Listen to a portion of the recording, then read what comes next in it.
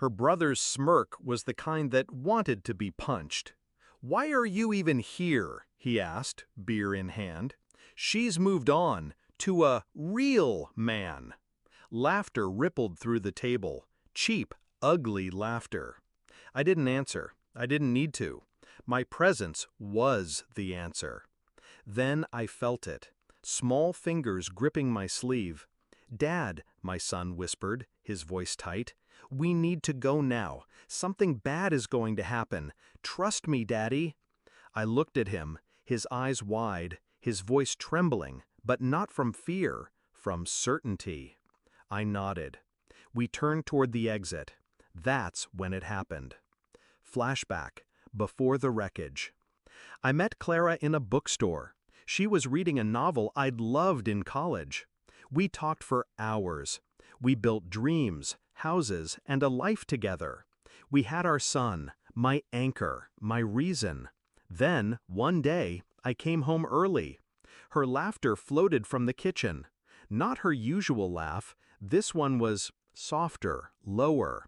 A man's voice answered. It wasn't the plumber. The affair lasted over a year. I learned every detail, but I never confronted her. Not yet. The divorce. When I finally spoke, I gave her everything she thought she wanted. She got the house, she got the car, she even got to play the victim in front of friends and family. I didn't fight in court. I let her think she'd beaten me. People like Clara don't notice the knife until it's already in their back. The shift. While she planned her new life with him, I planned something else. I moved into a small apartment. It was temporary, but she laughed when she saw it. She thought it was the best I could do. What she didn't know, every spare cent went into my company, the one I started 2 months before the divorce. She never asked about it, never cared. By the time she was sending wedding invitations, that company was worth more than the house she kept. And I had been patient, very patient. The plan. I waited until the week before the wedding. That's when I made my move. One phone call to the bank. The joint account, the one she thought was her safety net, was closed. My name was off the mortgage. The emergency fund she'd planned to use for her honeymoon was already gone. Another call to the private investigator, not to spy on her now, but to deliver every piece of evidence of her affair directly to the groom's parents. And then the last step, my lawyer. The custody agreement revised. I'd waited until she was too busy with flowers and dresses to notice the court date. She didn't show.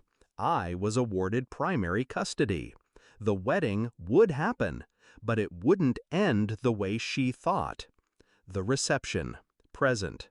Her brother was still sneering when I turned away. My son pulled harder at my sleeve. We were halfway to the door when a scream cut through the music. I turned. The groom's father was standing in the middle of the dance floor, holding a stack of photos. Clara's face in every one, tangled in sheets with a man that wasn't his son. The music stopped. The guests froze. The groom's mother slapped her across the face. The groom took off his ring and dropped it into her champagne glass. The exit. I didn't smile. Not yet. My son and I stepped outside. The cold air hit like clarity. Inside, voices were rising, chairs scraping, a life unraveling. My son looked up at me. "Did you know this would happen?" I crouched down so we were eye to eye. "Yes," I said simply. The resolution. Later, as we drove away, I thought about the night I first met her in that bookstore. Back then, I believed love was about trust. Now, I knew it was about knowing when to stop giving it. She had taken my home, my peace, my years, but I had taken her future. Quietly, completely. Justice doesn't always come loud.